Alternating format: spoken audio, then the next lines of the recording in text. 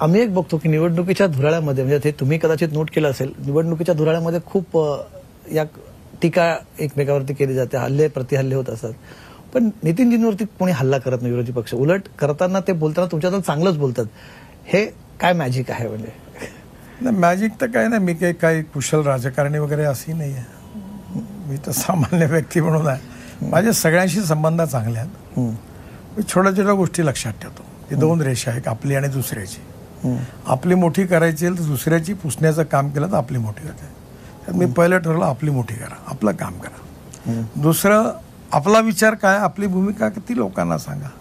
दुसऱ्याच्या भूमिकेवर जास्ती टीका करण्याचं काही गरज नाही. एखादा महत्त्वाचा मुद्दा असेल तर सांगता येईल. आणि तिसरं, निवडून आल्यानंतर तुम्ही पक्षाचे नाही आहात, तुम्ही त्या परिसराचे, त्या सगळ्या एरियाचे प्रतिनिधी आहात.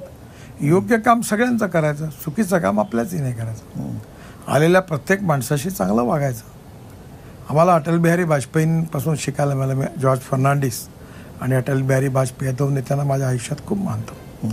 त्यामुळे मी तसंच वागतो. आणि मला खरोखर नशीबवान आहे की मला विरोध करणाराही माणूस, म्हणजे जे आमच्या पक्षाकडनं काँग्रेसकडनं उभा आहे, तर ते मला फोन करून मला आम्हाला तुम्हाला भेटायचं, आशीर्वाद घ्यायचा. अरे म्हटलं, मी तुला कसा आशीर्वाद देऊ, मी कशी मदत करणार, मला तुमची मदतही नको, काही नाही, पण आशीर्वाद घेण्याचा मला अधिकार आहे. मला एकदा तुझ्या पाया पडायचा. अनेक उमेदवार आले, भेटले, गेले. मी काही त्यांना मदत नाही करत, कारण मी माझ्या पक्षाशी बांधिलकी आहे. शेवटी आम्ही एकमेकाचे विरोधी आहोत, दुश्मन नाही आहोत.